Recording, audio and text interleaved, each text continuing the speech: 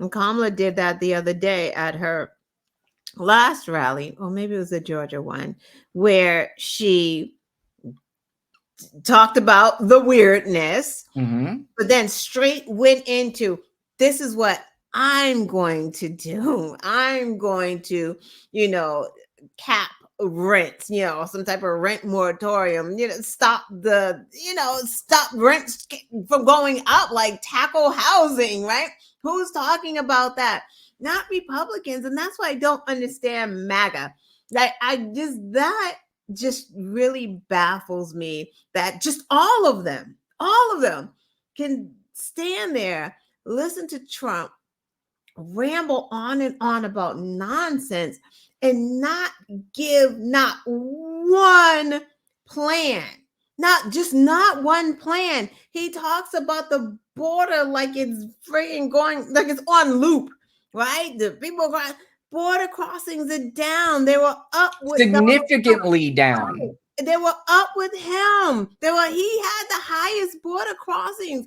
Donald Trump was president for 4 years, everyone. Like, let's just really back up and think about that. He was president before.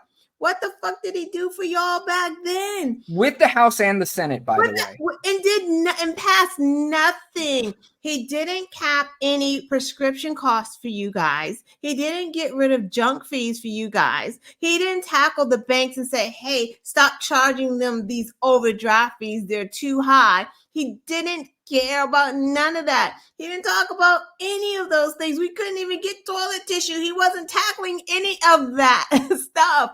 But you guys act like this guy is God and he can cure cancer. He didn't even give a fuck about that either, because he was cutting funding to cancer.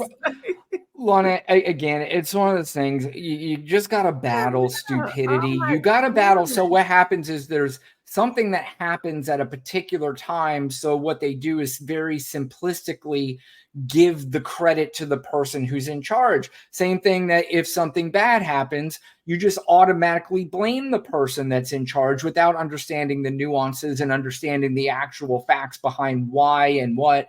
So in other words, we've talked about this a million times, the interest rates for mortgages and the gas prices in 2020, when literally nobody was driving and the Federal Reserve cut the rates down to nothing because they were so afraid of the economy and what happened during COVID, that the interest rates for mortgages were at an all-time low. But you would have MAGA people, even ones who, when you try to explain this to them, or if they even want to understand it, are still going to ascribe that to Donald Trump because it's a win for them in their head and in their book. It's some sort of win for them, even though it's not based on any real reality. It's not like Donald Trump came in and goes, these clowns for years have had interest rates and gas prices high. I'm a genius, and I'm going to come in here and explain to everybody how to get them down and keep it down. And it doesn't make any sense. It just doesn't make any sense, but there's no explaining that to them. But you know what, Lana? The good news is I think that we've hopped quite a few hurdles. And I don't even care if we need to explain it to them anymore. I truly feel this whole MAGA thing is dying. It's never going to go away completely because there's going to be MAGA ghosts, after it's dead. But we're slowly but surely getting to the point where people are starting to realize, I'm exhausted.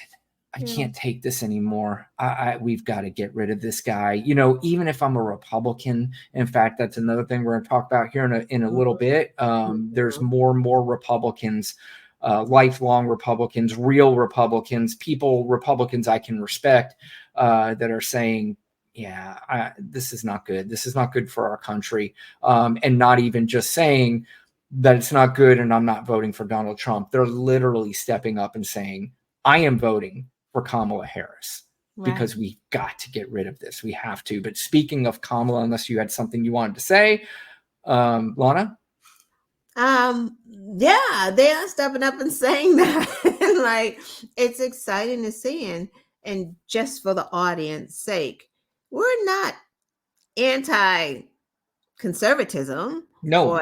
or even anti-Republicans how they used to be. Right. It's anti-Trumpism, which, and maybe, the people now that are MAGA supporters, a lot of them probably never paid attention to politics. So 100%. right. That's not a So probable. That is a so, definite. right. So they don't even know the Republican brand. They don't know who Nope. Republicans are. They don't even know what conservatism is. All they know is what Trump is giving them right now. Very good point. Yes. Yeah, and they think that that's what Republicans are, and it's not. So Democrats have never been hating Republicans. We've been able to work with Republicans, with Bush, like go across the aisle. That's what that means. But when Trump came, Trump was like, no, you only listen to me. We work with ourselves. Democrats are bad and they want to pull babies out and eat babies. And there's all the really ridiculous nonsense. And like, this just isn't who they are. So kudos to those Republicans who literally just want this to crash and burn, Trumpism, go away so they can rebuild. And I want them to rebuild too. Me too. What? If you do rebuild, maybe you'll have a diverse party, because the party's not that. If you gotta lie, do mugshots and all this grandizing to get Black votes, brown votes, there's something really wrong with your party.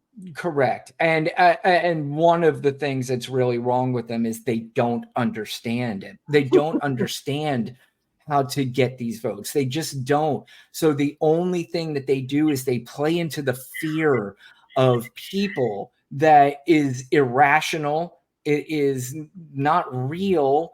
And they just play into this garbage. And, it's going to ultimately be the downfall for them, because if they win, it's going to be the downfall for the country. But if they don't win, and, these Republicans for Harris understand that. They understand the difference between the downfall of our party and the downfall of this country, because the downfall of the country means their conservatism is dead as well. Right. So, and they don't want it to be dead. And like you said, I don't want it to be dead, and neither do you. I do think when there are different ideas and when there are different people who have different ideas, that it is a good thing.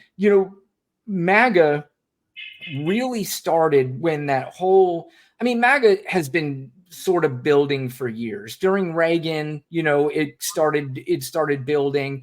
And then when the Tea Party movement came along, it really started moving. And then Sarah Palin comes onto the scene and it exploded. And, you knew the day, literally the days MAGA started and conservatism died, was the day you saw John McCain on that stage where that batshit crazy lady came in there. I don't trust Obama because he's Muslim. And he was like, no, ma'am. Nope, we're not doing that bullshit up on my stage. He's a good man. He's a good family man. We just have differences in policy. That's all. And then from that point on, Sarah Palin took off more than John McCain took off. And luckily it didn't take off well enough at that point. And in fact, I don't think anybody was stopping the Obama train at that point. But once Obama won, that's where it really sparked this anger in these white supposed Christian people who were like, oh no, if you're crazy, if you think I'm going to have our country turn into this entire Black culture thing, you're out of your fucking mind. But unfortunately, they're not smart enough to understand that it wasn't set up to turn America into a Black culture. It was set up to turn America into what America's supposed to be. It's supposed to be inclusions of everybody, and everybody getting a fair shake, and everybody having the same say in everything, and being able to look at your neighbor and not just, Lana's brought this up before. She's a Black woman, and she understands that when you see her, you're supposed to see her race, but you're also supposed to see her as a human being and understand who she is, not based on the color of her skin, but of the character of who she is. And that goes for everybody. Yeah. Totally. Yeah. But that's just doesn't happen because people are so afraid of the other that, no one wants to break bread. These so-called Christians would never like break bread with the other. Like, why would they do that? That's just Well, I can tell you, as just a straight white male, I'm not Christian, but it's not scary at all. It's not. Just get to know people. Everybody's the fucking same what? at the end of the day. We might have some differences in the way, our cultures are, or the way, we were raised, or whatever it is. But at the end of the day, we're all the same fucking people. Yeah, but they don't want, a lot of these people don't want to learn any other culture because they think that their culture is the default because it has been the default for so long. Like black commercials. What was that, right? They're like, "You don't need black commercials, it's just a commercial. Why are you calling it a black commercial?" We gotta call it a black commercial because you don't have any black people in your commercials. Like it's just now starting in 2024 to see more people of color in a commercial. And it's still not fair, but we see more. When I was young, I saw none. Right. Absolutely none. And how does that make you feel? I mean, I can't imagine it makes you feel included and shampoo commercials were white women with the long flowy hair and it's flinging here and it's flinging there. Yeah. No black people with afro, no black people with even straight hair because it comes in all kinds of textures to just none. So how do you relate? Like, how do you even have pride in who you are when you don't know who you are because you're not reflected on anything? So that's where you get black pride from, right? And that's why it's like white power. Why can't we say white pride and white power? You cannot, because you are the default. When you freaking white priding, when white has been everywhere all the time, that's all we see. Not blaming anyone, but that has just been the system. All we want is a fair share. I want my girls to be able to see themselves on TV. I don't know, I'm going long, but this is really important to me.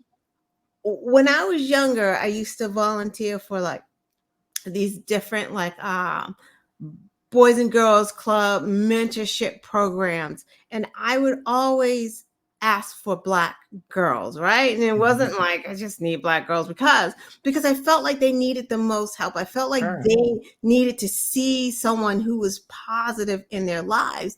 And there's this one black girl, she was like 12 years old.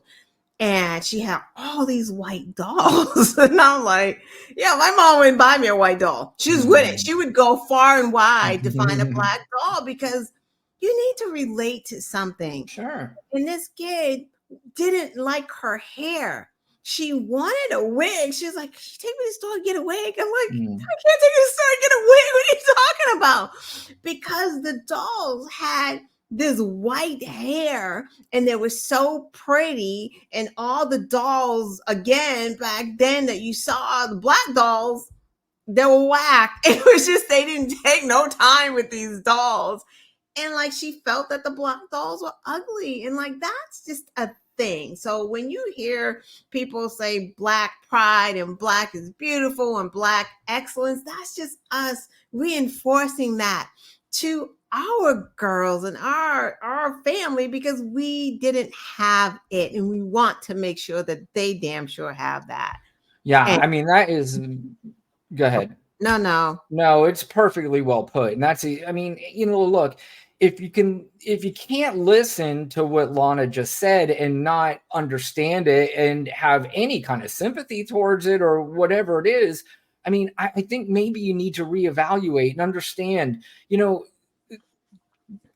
We all get up and get out of bed and live life, and we only live one of them, and to put so much energy into being angry at or not liking or hating something because they look different than you is something that I'll never understand. It'll never, ever. The only people that I'll put energy into that that I don't like or will piss me off are people who will literally just piss me off because they're not good people. Right. You know, but other than that, and that's why Lana and I will do this together. We will put our energy into this. I don't care if one fucking person watches every night. It doesn't matter. Yeah. I'll put my energy into this because it is important. And it's important that all people step up and say things like this. When Lana, you know, pours her heart out and says what she's saying this because it's important.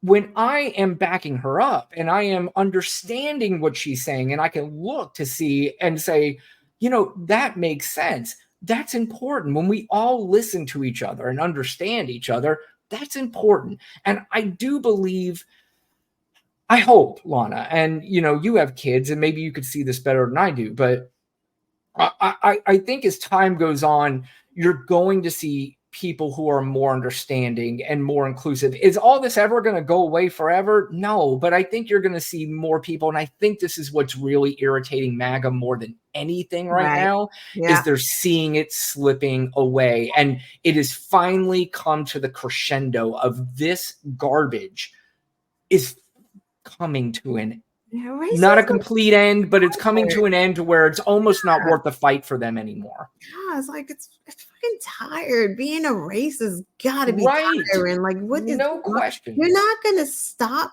diversity. Like, no matter how much you try to get rid of affirmative action and all, you're just not. Because let me tell you something.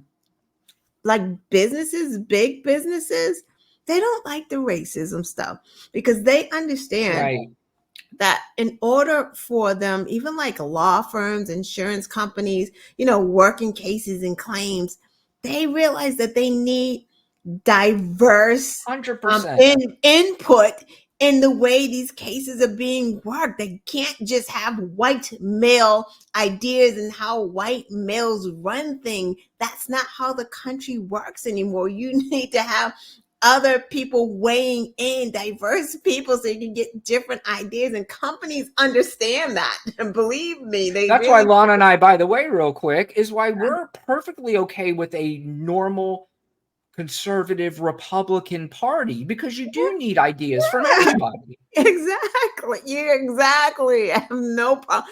I didn't hate freaking Colin Powell, like Condoleezza Rice. Like I didn't understand a lot of the stuff she was for, but I mean, I ain't hate her. She had a lot of first. I know she had to like break through glass ceilings her damn self to get to where she was. So I didn't hate her.